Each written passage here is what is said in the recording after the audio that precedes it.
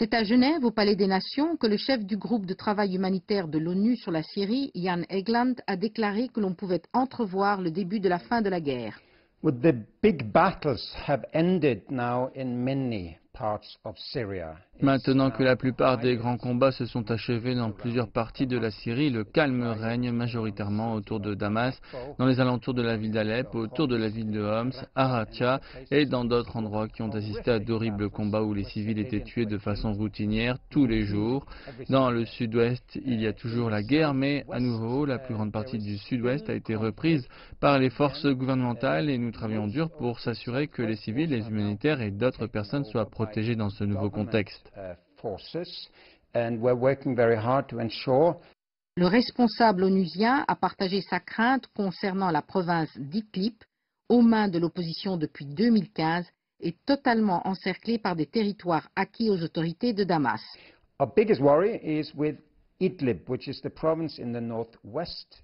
Notre plus importante préoccupation concerne Idlib, province située au nord-ouest, où se trouvent 3 millions de civils dans et autour de cette province qui est encore contrôlée par des groupes de l'opposition armée.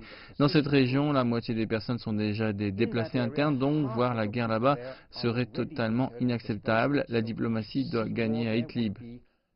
Totally unacceptable. We need to see diplomacy win in Idlib. L'ONU espère la mise en place de pourparlers diplomatiques afin d'éviter toute nouvelle violence. Well, I'm hopeful, and clearly the three who Eh bien, are j'ai bon working espoir et clairement, les trois pays qui œuvrent dans ce qui est appelé le cadre d'Astana, la Russie, l'Iran et la Turquie, tous déclarent qu'ils veulent éviter un bain de sang.